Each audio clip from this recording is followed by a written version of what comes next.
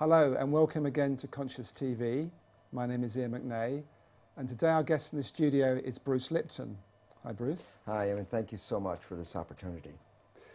So Bruce has written a book which came out 5 years ago, Biology of Belief, which has sold really, really well. And he has a new book out fairly recently, which I had the talking book of, Spontaneous Evolution. And we're going to talk to Bruce a little bit about his history and how he got to be a biologist and how he had certain realizations about how the body works and how, in fact, life works. And also we're going to talk about the contents of both books.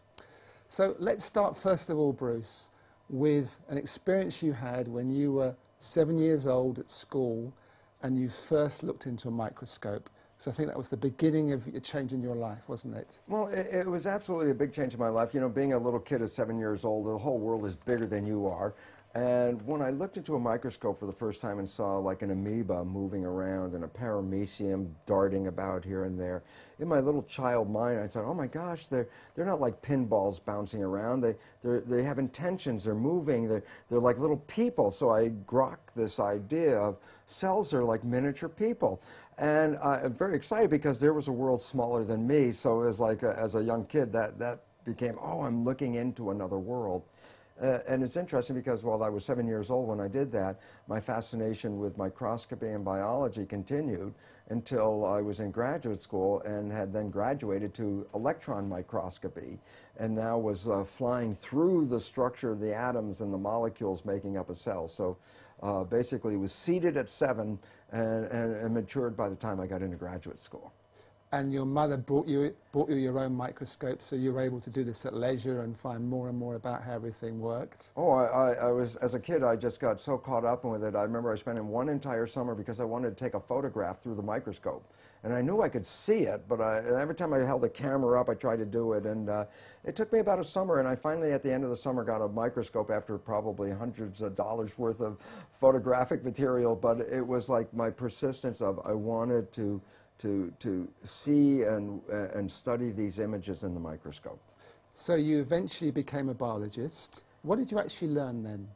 Well, it was interesting because I became a biologist, a developmental cellular biologist. I'm working on cells, of course, and in my graduate work, I was cloning stem cells. And it's interesting because a lot of people think stem cells are something brand new that just came into this world recently. And the fact was, I was cloning stem cells back in 1967, 40 years ago. And the significance was, while I was doing this research, I was also teaching medical students. So I was teaching medical students the foundation of how cells work, the conventional story out of the textbook, genes control life, what we called it genetic determinism, the belief that genes control your traits, behavior, your physical characteristics, etc. And what my research revealed when I was studying the stem cells was this, very profound. I put one stem cell in a petri dish all by itself, and it would divide every 10 to 12 hours. So it'd be 2, 4, 8, 16 cells, 32 cells. After about 2 weeks, I have thousands of cells in the petri dish, but what was unique? They were all genetically identical. But then I did the experiment. The experiment was to take some cells out of the dish and put them into a separate dish with a different environment. Okay. And so the environment is a culture medium, but the culture medium to cells is like the world that we live in. It's got the air, the water, the food, all the things in it. So I take the cells out of my stem cell dish, put them in a separate dish with a different environment, and the cells form muscle. But then I went back to the same dish with genetically identical cells in it and took some cells out and put them in a different environment, and they form bone. And then I went back to the same dish with genetically identical cells and put them in a third petri dish with a different environment, and they formed fat cells. And there I was confronted with this reality. All the cells are genetically identical, but they had different fate, fat, muscle, bone. And I said, simple question, what controls the fate of cells? And the answer is the environment. It was the only thing that was different because they were all genetically identical. So I started to really say, oh my goodness, here I am teaching genes control life to the medical students, and yet the cells were revealing to me that, hey, they all had the same genes, but it was the environment that I put them in, and so the environment controlled their life. And a very simple experiment that is very profound for us today is, if I took my dish with plastic petri dish with cells in it and moved it from a healthy environment to a less than healthy environment, the cells get sick. And if I were a doctor of cells, you might say, well, what kind of drugs would you give these cells? And it turns out No, you don't give the cells any drugs. You just take the dish from the bad environment, put it back into a good environment, and the cells will innately, naturally come back to health again. So how did this realization impact you at the time?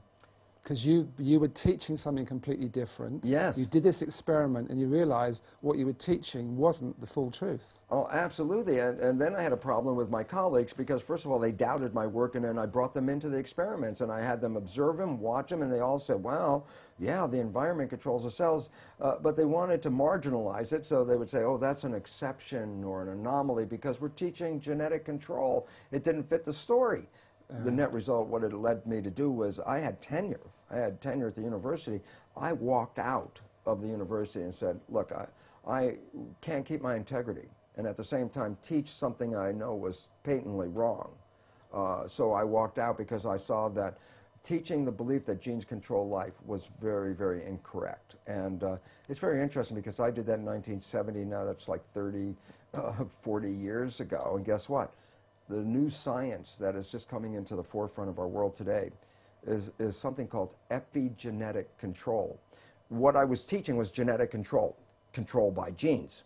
The new science, which is now coming around, is called epigenetic control. And what that means, you understand the prefix epi means above. So you say epidermis, that means the layer above the dermis, skin.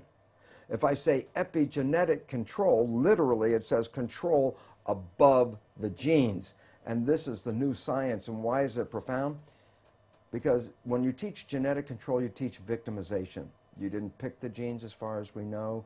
The genes control your traits. You can't change the genes, so you become victimized by your heredity. And the new science, epigenetic control, reveals how your response to the environment, as you change your response to the environment, you change the fate of your cells, just like in the Petri dish. That makes you a master, because you are the one that has the opportunity to change your perception and response, so therefore you're the one that controls your genes. But it took you some time, didn't it, to actually incorporate that in your life? Because I know in the Biology of Belief, your book, you talk about you went through a very unhappy period. Yes. Your father was dying of cancer. You had a very messy divorce from your first wife, and you weren't happy. And you thought at that point that actually your genes did influence, and you had unhappy genes, and it took you some time to actually realize that in your life you could change things. Yeah, it was very interesting because, again, I was still coming from the programs of my own deep beliefs, which I got from childhood on, about genetic control. And yet, it was funny because I was at that point also going out and beginning to talk to people about this new science, about if you understand what I'm talking about, you can create this fabulous life. And it was fun because in the beginning I would try to get people together and I'd tell them, you can create this fabulous life. And they'd sit at me and look and go, you know, Lipton, for a guy who says you can create a life with this stuff, your life doesn't look that good. And essentially I almost said, unfortunately I didn't say the words, but I essentially said, well, do as I say, not as I do. And that was the opening point that said, oh my God, I can't just talk about the academics of the new science. To make it work, you actually have to apply the principles of the new science. And that was a change point in my life where I said, well, I'm not going to lecture on this unless I verify to myself that by influencing my personal beliefs and attitudes and things that I can change my biology. And it was wonderful because it only took just a short time to realize how I manifest profound changes in my life by taking in the understanding that how I see the world, my perceptions, control not just my internal biology and my genetics and behavior, but it controls how I create in the world around me. So I went from a world of almost self-destruction into this world of more mastery. And the most exciting thing is I found since that time that I absolutely live in heaven because I've created a life. Let's look at practically how you did that, just so people pick up a few clues. Okay. Well, the first thing is this. The work showed that your mind's perception of the world changes your biology, the chemistry of your body, which changes your cells. And I said, okay, so if you control how your mind operates, then you can control your chemistry. But then here's where the problem comes from. There's two parts to the mind. The conscious mind, which has your personal identity, your spirit, your source attached with it, is a creative mind. The conscious mind can see into the future, can review the past, solve problems. The subconscious mind, the other mind, is more of a habit mind. That's when you learn how to do something, and once you learn how to do it, you don't have to think about it, it's automatic. Well, most of us walk around in the world thinking that we're running our lives with our creative mind. And I'd say, Emmett, what do you want out of your life? And you would say, oh, I want to be healthy, I want to have great relationships, and then you try to say, I'm running my life with these beliefs. But science has now revealed that we only run our lives with our conscious mind at most about 5% of the time. So we're running on these subconscious programs. 95% of the time. Okay. And then the issue is, well, where'd you get the fundamental programs that you operate from? And here's the thing I learned is that it's in the first 6 years of our lives that the brain is in a functional state, an EEG state, the electrical activity, that is not even in consciousness. A child doesn't even reach conscious brain function until about 6. So the first 6 years of your life, your brain function is lower frequency. It's called theta, which is like a hypnagogic trance, a hypnosis. So the first 6 years of your life, you're like a television camera, recording everything around you, everything you observe, just going in from your observations into your programming. So we acquire beliefs and attitudes and behaviors, not from ourselves, but from our parents and our family and our community. These become the fundamental beliefs. A very interesting point. The Jesuits were very proud. They would say, give me a child until it's 6 or 7 and it will belong to the church for the rest of its life. What they were saying was what they knew, which science is now finding out. The first 6 years are programming. Yes. And whatever program you get, that will be the rest of your life. So that's why they said, just give me the first 6 years. And it turns out they were precise. The first 6 years is download a program, and that's when you get your behaviors from those around you. So you were able, by realizing this, to then look at how you were living your life on a practical level and say, I am not going to be governed by these pre-programs.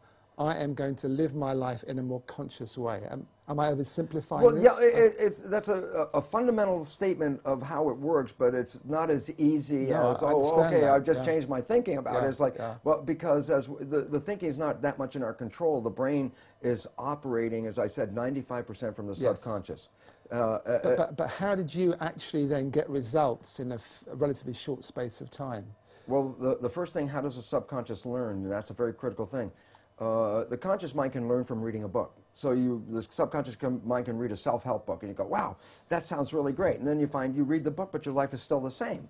And it turns out, why? And the answer is because the subconscious mind is more of a habit mind, things that you repeat over and over again. Yes. So the reality is, if you can stay conscious, be present, and when those negative thoughts come in our head, and psychologists tell us 70% of the time, the thoughts that are going through our head are negative and redundant, so the same negative thoughts are going through.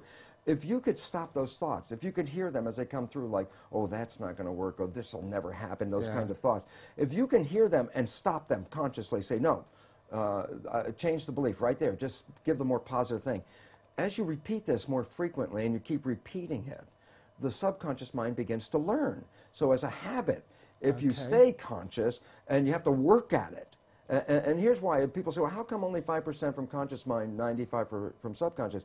Because the conscious mind can think into the future and think into the past and solve problems. Then think about it yourself. Most of the time, you're thinking about something.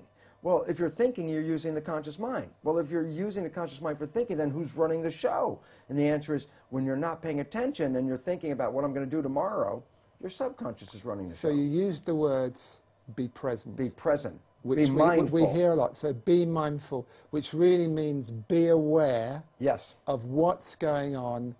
So you get an automatic reaction, you're aware of that, and you say, I don't want to go there, that's an old pattern, and you look at a new way to be in that situation. Exactly. And you have to repeat it over and over again, because if you think, well, I got mad at myself yesterday because I repeated that same stupid thing, and I got mad again today because I repeated the same stupid thing, and then people give up because they get frustrated. And it's like, no, it's a habit. So you have to every day, but ultimately you can repeat it. Yet there are, fortunately now, very many new healing modalities that can help you rewrite the subconscious beliefs much faster. So I get very excited because some of this may take work for people, because you have to really be present, and yet we're so bombarded with information and our lives are so busy that our conscious mind is almost always wandering, trying to resolve issues and problems and things we have to work out, which then means the subconscious mind is running the show. Yeah. And it's very interesting because most people will be very familiar with this story. I tell it to my audiences and they all laugh because they're familiar with it. And I say, look, you have a very close friend. You know your friend's behavior. And you happen to know your friend's parent. And at some point you see that your friend shares the same behavior as their parent. So you casually volunteer, you go, you know, Bill, you're just like your dad. And that's when you have to back away from Bill. Because Bill's the first guy that says, how can you compare me to my dad? And everyone laughs because they're familiar. But I say, no, there's two very profound points from that one story. And profound point number one, everybody else can see that Bill behaves like his dad. He got his programming from his dad. It's only Bill who doesn't see it. Yeah. And profound point number two, we're all Bill. Because all of us got programming and all of us operate with these programs and we don't even see we're doing it, that we even when told we're doing it will deny that we do these behaviors because we don't even see when we're doing it. That's why it's called subconscious, below conscious. Because you went from, and I'm quoting from your book, wanting to be anyone but me, yes, to being, I think you quote yourself as the happiest man in the world. You felt so happy. Oh so my you gosh. proved that this can work. Well, I had to because I said when I first started talking about it, it was from an academic conscious point of view. This is what I learned. But my subconscious programs were still exactly the same. So while I had this wonderful knowledge, my life still wasn't anything I wanted to brag about it because it wasn't. And as you know, that old game, well, who would you like to be? And I could think of anybody I'd rather be than me. And yet, when I started to apply the new science and rewrite the subconscious so it supported me rather than the programs of limitation or disempowerment that we get from our parents and our community as children, which almost all of us get. When I put in the new programs, all of a sudden I started to find, my goodness, my life completely turned around. All wonderful things started happening in my life. I was healthier. I haven't been to a doctor in 20 years. I don't need that. I don't take any of their drugs. Why? Because most of the illness is just from the stress of not living in harmony. And when you learn to get rid of the limiting programs that we got as children and put in programs that support you, guess what? Then all of a sudden, the place turns into heaven. And it's interesting, people, I tell people, well, you create your own life, and then they look around and go, I don't want responsibility for this, but I say, well, you didn't know you were creating with these unconscious beliefs. And yet then I tell people, especially people that have fallen in love, and the people have fallen head over heels in love. I say, go back to that time when you first fell in love. Let me ask you a question. Were you healthy? And oh yeah, I was healthy as anything. I said, did you have energy? I said, oh, I had so much energy, made love for days in a row without even eating. And I go, yeah. And I go, and how was life for you? It was so exciting. I couldn't wait for the next day. So I said, in this little period that that I refer to as a honeymoon, I say, wasn't life like heaven on earth? And they go, well, yeah. And I go, that was not an accident. That was an actual creation. And you say, but what was different that made life so heaven on earth during love? And the answer is because you become very self-conscious of yourself. You don't rely on the habits. The day before you meet this person, you're going to go on a date. I say, especially to women, I say, how long did it take you to get dressed? And they say, well, it was 15 minutes and I was out of the house. And then I say, now, tonight, you're going to go on a date with this person who has just rocked your world. And I say, how long did it take you to get dressed? It's like, my God, it may take an hour or two. And I say, yesterday, 15 minutes, today, an hour or two. What's the difference? Yesterday, I got dressed by habit because I get dressed every day. Yeah. But tonight, I am looking in the mirror, meaning I am self-conscious. I am making sure that I represent myself to be the best individual I can be. And when both parties are not relying on the habit, and both of them are saying, I'm creating the best I can be, they're living in the moment of the now, they're being very mindful, they're being very present, and guess what? Heaven on earth is created. But unfortunately, life gets busy. It's hard to stay present. And they're meeting as well. They're truly meeting. Oh, yeah, yeah. Which is also very rare, unfortunately. Well, and why is that important? Because it did demonstrate that you did create this period, and it's available to you all the time if you knew how not to get stuck in the old habits.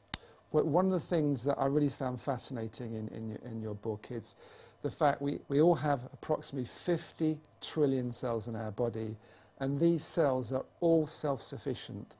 They have their own memory, they have their own immune system, and in fact you also go on to say that for 2.75 billion years there was only one-celled organisms alive on the planet. Yeah, and the nature is, as the single cell evolved to be the most intelligent it could be, it ran into a physical limitation because intelligence is physically tied up with the membrane or skin of the cell. You can only have so much membrane.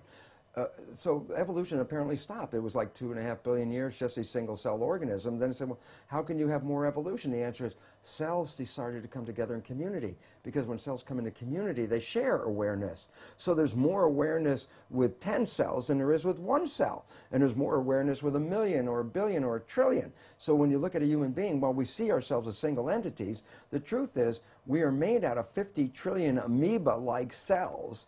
And so our body is this giant community. And what makes it very exciting, as you mentioned, is, well, in my own work with cloning cells, I can take a cell out of your body and it could live outside of you. Why? It has its own intelligence. It has essentially every function in your body is present in a cell. So my 7-year-old vision manifests to be true when I got older, to realize cells are miniature people. And then you say, well, what about happens in the human body? And I go, this is where the issue comes in, is because you have 50 trillion cells living in community, but your mind is the government. When a government works in harmony with the people, then the people thrive and the community is in good health and grows. But when a government is not really supportive or not working in harmony with a community, then the government can cause the nature of that community to fall apart, or even lead to the end of the community. Well, that's what we're finding out. Our mind is the government. And when we entertain harmony and the right living in balance with nature and with each other, then we provide our 50 trillion cells with very life-supporting information and chemistry. So harmony means giving the body good food? Yes. Not being stressed out? Absolutely. Living in a happy environment? Yes. Basically it says, as I said, when I had my petri dish of cells, if I put it from a healthy environment to a bad environment, the cells got sick. But you didn't have to give them drugs. But all you did is take the dish from the bad environment and put it in a good environment. And the joke, which I like to tell people, is, well, this happens in a plastic petri dish, but guess what? We are skin-covered petri dishes. Underneath our skin is 50 trillion cells living in a dish, and the culture medium is the blood. And so when I change the culture medium in a plastic dish, I change the fate of the cells. And I say, well, then what controls the culture medium? My blood, the chemistry.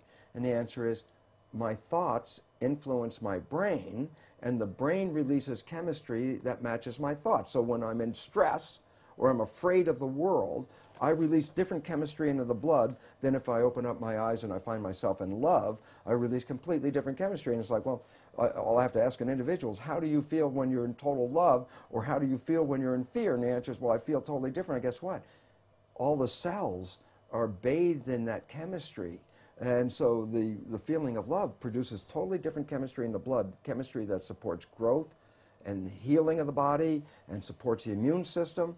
And in contrast, when we perceive reasons to be afraid and we release stress hormones into our body, we actually shut off the growth mechanisms and the immune system to save the energy. Why? Because if you believe you're going to have to run from that lion, you want all the energy available to run from a lion. So when a person is in stress, they allocate their energy reserves for fight or flight, but take it at the expense of the health of the system, the immune part of the system.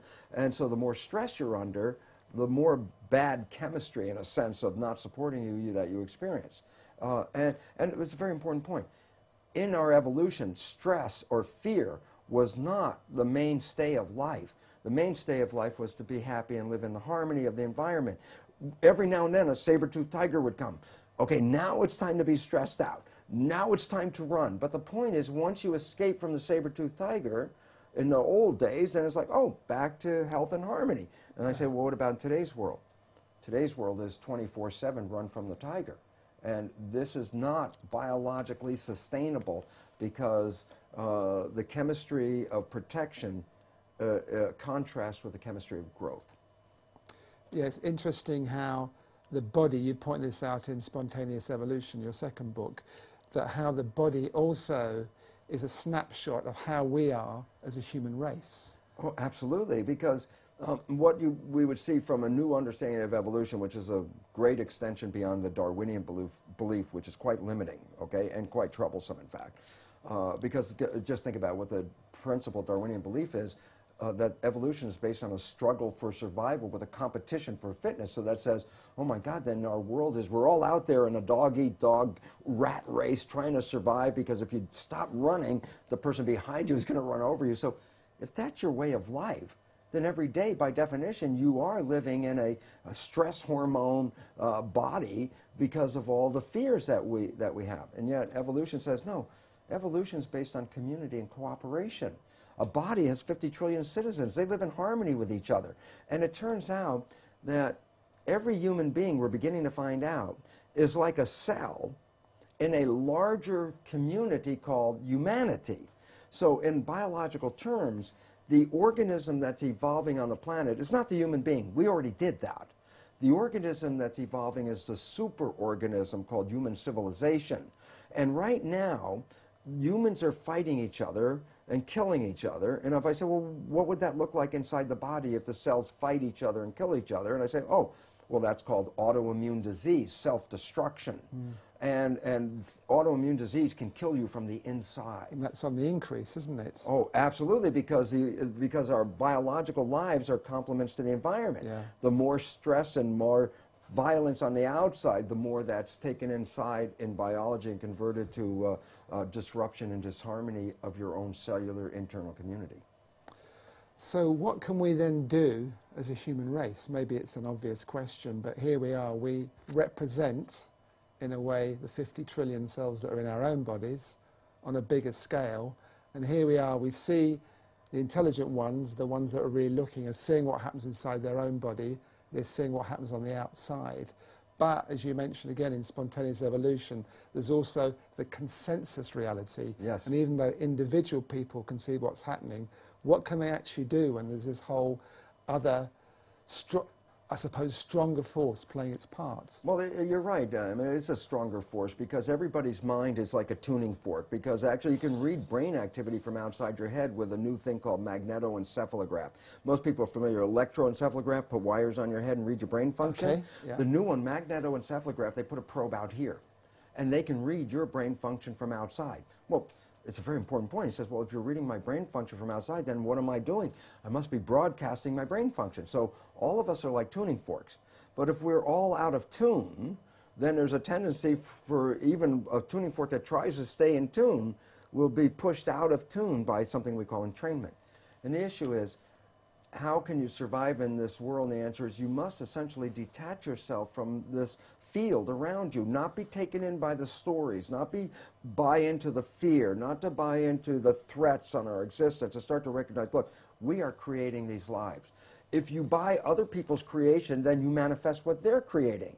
If you want what you want, then you have to not get engaged. And the more conscious you become, the less you are affected by the outside fields. And so this rising consciousness that we're seeing is the evolution of humanity to rise above the noise of the background and recognize you're the creator, just like we talked about. If you can create a honeymoon for yourself while you're in love, and everyone started to create a honeymoon for themselves, then all of a sudden the concept of war and violence would disappear, because if everybody's in love and everybody's in harmony and everybody's so excited by being here, then the competition and violence that we live by because of today's beliefs would disappear.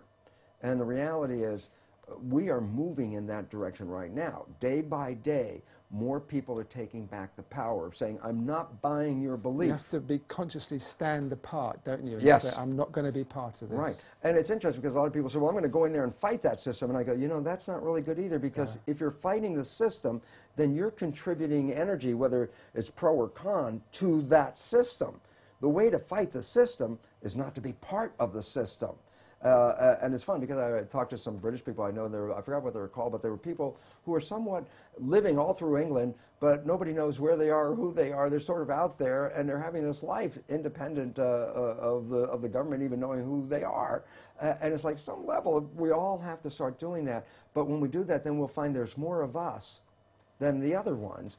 And then all of us who are on the outside of the system actually become the new system. So there becomes this critical point where things start to shift, you feel? Yeah, and I think we're really approaching that with 2012, and I think that is a very auspicious beginning, because it's not a mystical thing. It's really a change in the energy fields of the earth because the Earth is changing its position in relationship to the Milky Way.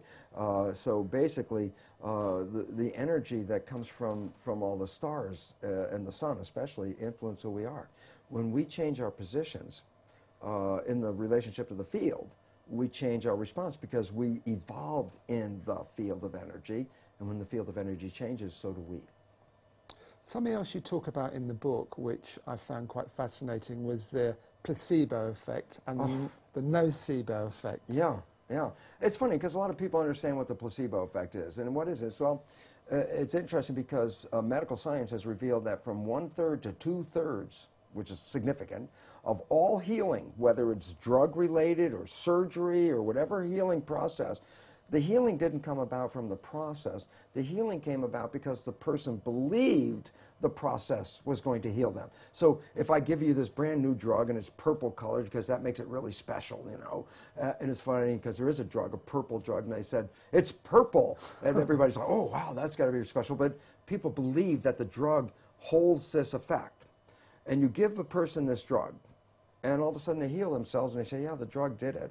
And then you tell them later, but it was just a sugar pill. That healing didn't come from the drug. It came from the belief in the drug. So the belief in healing is what heals you. It comes back to the mind again, doesn't it? Yeah, it's again the power of belief. In this case, it's a very positive belief that this procedure, drug, or whatever is going to heal me. But what people haven't talked about, because everyone knows about the placebo effect, is that the placebo effect is based on a positive thinking. What is the consequence of negative thinking? Well, science has a term for it, but it hasn't really come out in the public. It's called the nocebo effect. And the nocebo effect has been revealed by science that a negative thought can not only make you ill, but a negative thought could also kill you. You can be scared to death in a real sense, okay?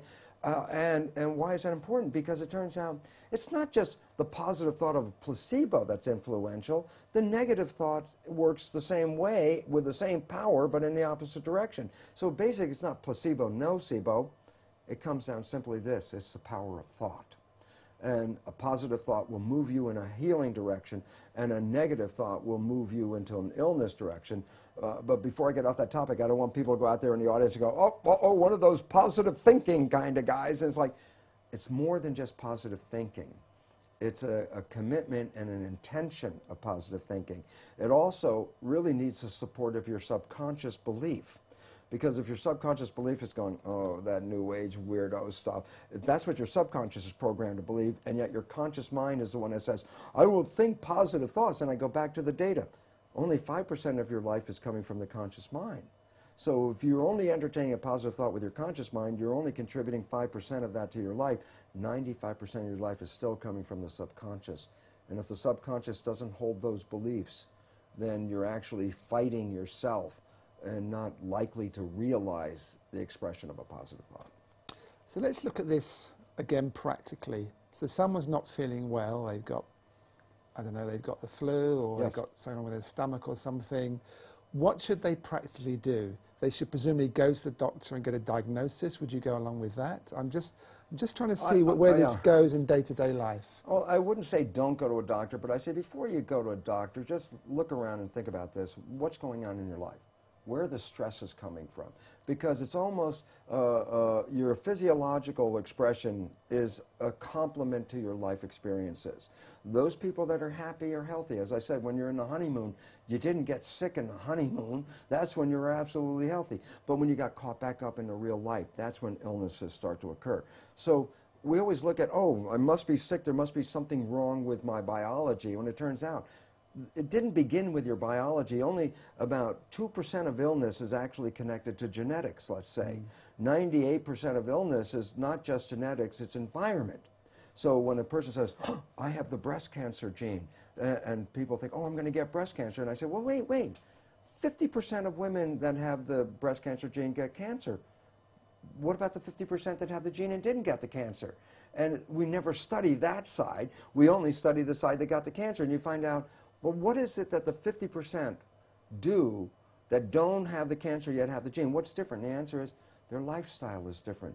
Their stresses, their fears, their concerns are not the same as the one that get the illness.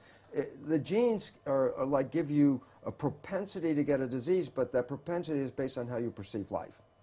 And it's interesting, studies show that when children get adopted into a cancer family, the adopted child will get the cancer with the same percentage or probability as any of the natural sibling. And you say, but yeah, but the child came from totally different genetic stock.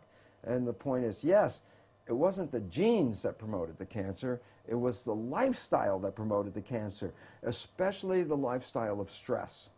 And then I say, well, if stress is causing lifestyle, and I look around at the world and I go, my God, no wonder everybody's sick. Every day is filled with more stress than the day before. And if you buy into the stress, you take that disharmonious vibration, essentially, bring it in your life, and you end up with disharmony inside your body. Your life is a reflection of what you see. Yeah, it's a question of going back a few steps. That's what I'm hearing, and just looking to see, well, I'm not feeling well, and I had the same thing last year. What's behind that? Am I happy in my life? What is emotionally happening? Absolutely. What is happening physically? Am I doing the right things to support my body? Absolutely. It's a fundamental look, isn't it? I don't want to say don't go to the doctor, so I'll go back just 20 years ago, the last time I went to a doctor. Okay. I went to a doctor because I had pneumonia. And I said to myself, well, yeah, I can see why. At that moment in my life, there was so much stress going on in my life that I could see I had opened my system up to that. But then I also realized, okay, well, I can, handle this with my consciousness. But then I realized the bacteria were doubling and they're growing faster than I can handle my consciousness. So I said, okay, now's the time for some penicillin. But the concept of it was, I don't rely on the penicillin, and all I had to say was, look, I get back on my feet and I go, it was my responsibility. And if I don't get into that same stressful situation again, then I won't have to go through this again. And it's been 20 years. So it's intelligent learning, isn't it? Yes. Don't discard the element of medicine until your consciousness gets high. And the fact is, when people have lower consciousness, because they're not strong enough in their consciousness to really manifest everything they want, they really need to take care of themselves more. Eat better, better nutrition, do more exercises, do these things to add to your health. But the surprising thing is, if you get more and more and more conscious, there's a point where you get so conscious, then you become like the person we refer to as Jesus, who does all these miracles. And what did Jesus say about the miracles? He said, you could do these better than I can do them, but you don't believe. And that is the absolute truth.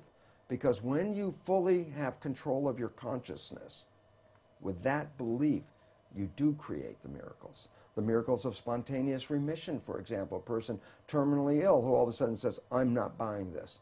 I'm going to change my vision of life. And the moment they change their perception, they have what's called a spontaneous remission. Again, that would be called a miracle, but what was it? Taking full control of consciousness and manifesting a life of being fully conscious and present and seeing what brings harmony into your life and avoiding or eliminating as best you can any of the disharmony that exists on the outside, because disharmony will make disharmony inside. Yeah, how I'm hearing this is the subconscious you talked about early is often unconscious. Yes. And by what you're talking about, the subconscious, the unconscious becomes conscious. Yeah. And through that, change can happen. Where the consciousness can go back and review it, because the consciousness is the one that has a perspective. And you become your subconscious. So it's very interesting, because what I talk about is, look, people healed themselves innately for 1 million years before there were medical schools, okay? Because we are innately able to heal ourselves. You cut yourself, you don't really need a doctor to heal the cut. The cut heals by itself, and all the illnesses can. But then I say, but your subconscious, which was programmed the first 6 years, go back to the 6 years. And I would say, in a conventional family, that when a child got sick in the family, or any member of the family got sick, the conventional phrase they heard was, oh, we have to take Billy to the doctor. Mom has to go to the doctor. What did we learn? That's a program that says, if I am sick, it didn't say heal yourself. That wasn't the lesson. The lesson was, when I am sick, I have to go see this doctor. And here's the joke, which I like about it, because you ask a lot of people that get sick and go to the doctor and ask them, they say, you know, it was really funny. I got well on the way to the doctor, or I got well waiting in the doctor's office. And I go, you know, that's funny, but it's not a joke for this reason. You were always able to heal yourself until you got a program. What was the program? Go to the doctor. So basically, and which I love about it, because nobody said what the doctor had to do. You just had to go to the doctor. So the point was, these people are sick, But they got a program that says, well, I'm sick, but I can't heal myself. Why? Because I didn't go to the doctor. So they make a commitment, they go to the doctor, and on the way to going to the doctor, in the doctor's presence, they completed the commitment because it never said the doctor had to do anything, just had to go. And at that moment, all of a sudden, the innate ability to heal themselves start working. And then they find themselves in the doctor's waiting room feeling, God, I feel a lot better than I did when I got here. And the answer was, because you made a program of limitation, then you succeeded by following the program. I'm showing up. And that's all you had to do, because all you had to do is go see the doctor.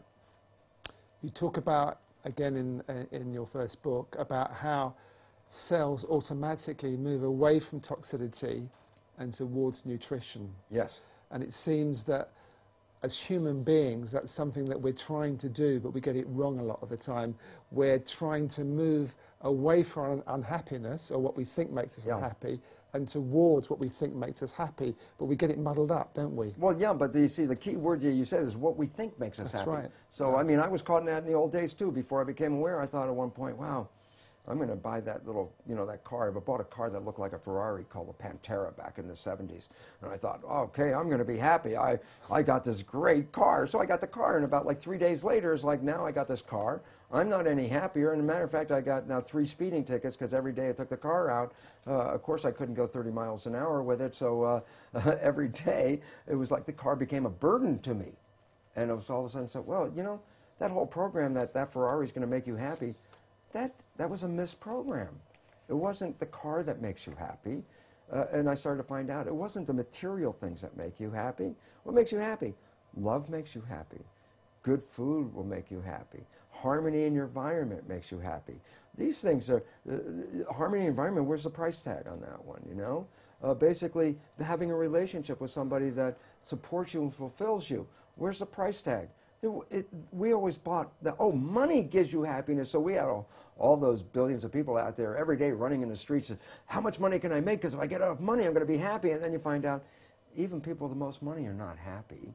And programming was wrong. If we were programmed to seek out companionship and community and love, that's where you make us happy. Change the whole game. But it's almost as if we have to go through a process of finding certain things don't work to find out what does work for us. Well, that's true, but then the question is this: how many people go through the process, find it doesn't work, and then repeat the process and it doesn't work again? It's like, oh yeah, I've been married 4 times, somebody was saying. It's like, God, they repeated the same error already 3 times with the ideas. Do you think by the 4th time maybe you could learn that whatever pattern you played 3 times in a row will probably play itself again until you change, not your partner? You keep bringing in the same partner with different colored hair and a different name, but you brought that person in and you play the same game over again. The question is, can you learn? The answer is you can, but do many people learn?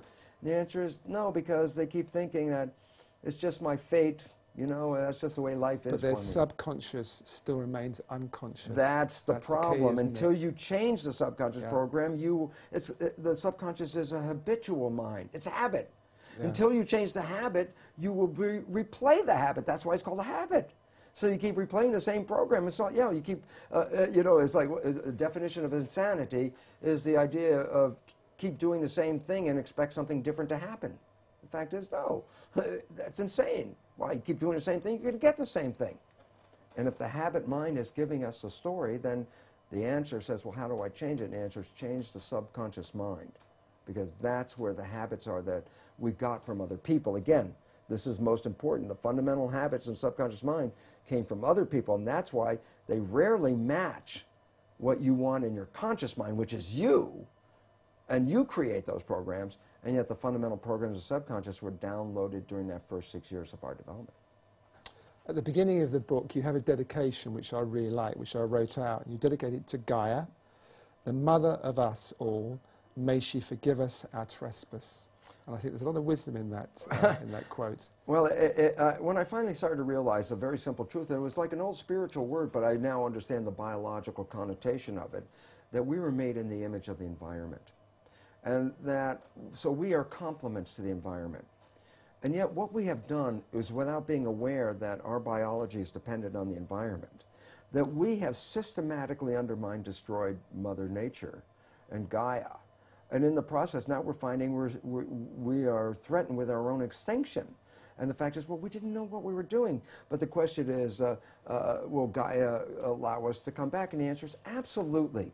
Because just as much as a person can come back from the edge of death with something called the spontaneous remission, even though science has already recognized we are facing our extinction, so we could say that we're a terminal patient, humanity is a terminal patient, the concept of changing our belief system will allow the garden to come right back to fullness again. So we are in a learning stage to remove ourselves from the beliefs of our current civilization, which undermine not just the humans, but the environment that we're in. And the problem is, we were created as a complement to a certain environment. Since we are destroying that environment, then we are no longer complements to an environment. Then we don't fit by definition. And that is why scientists recognize we are facing our extinction. So I like to apologize to nature, saying, geez, I'm really sorry, we didn't get it, but we're learning. And more people, especially the younger people, very importantly, are recognizing you cannot destroy this environment and survive. And that we must pull together and honor Gaia, the mother of us all.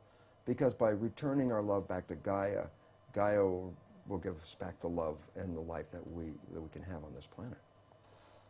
Absolutely.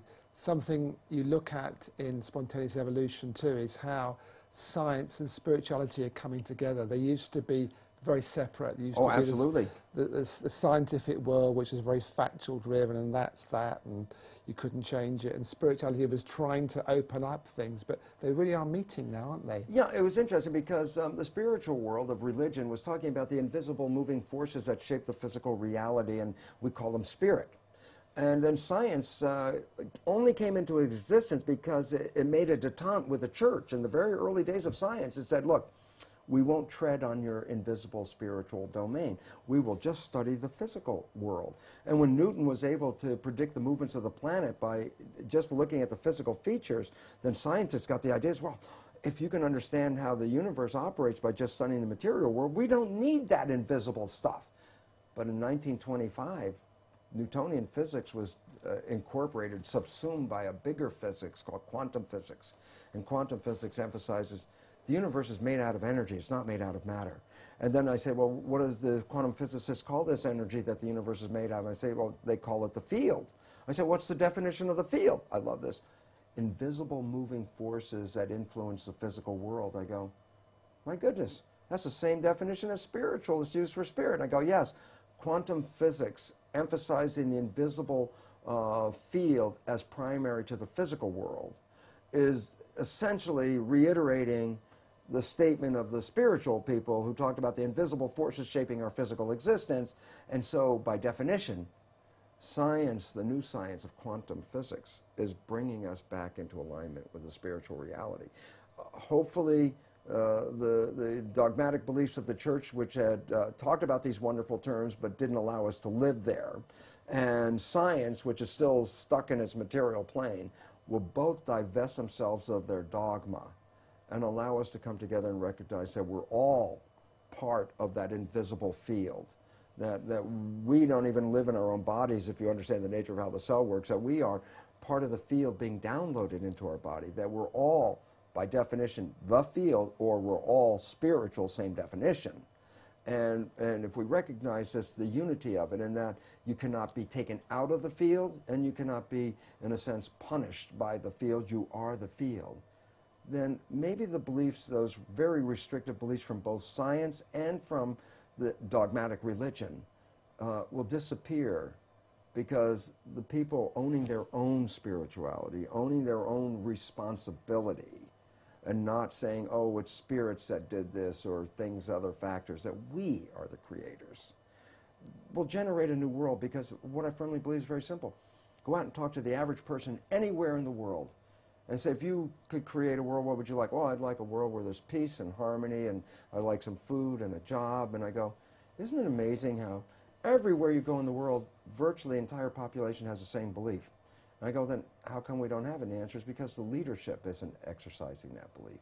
So I trust the people to take over the leadership of this world, and that the structure that is actually in a state of collapse. when it collapses, this will be our opportunity to evolve from the very destructive Darwinian perception of a world into a more holistic holism that says we're all part of the same system, we're all cells in the same body, and when we work together, we will create magic on this earth like nothing has ever been seen before. So I'm very optimistic about that. I think that's a great place to finish, Bruce. Thank you very much. Thank you so very much. I so appreciate this opportunity. And I just want to do a little plug here for Bruce's 2 books, Belief of Biology, Biology of Belief rather, and Spontaneous Evolution, which I had as a talking book, which I really enjoy listening to in the car. So thank you, Bruce Lipton, and thank you for watching Conscious TV. Hope we see you again soon. Goodbye.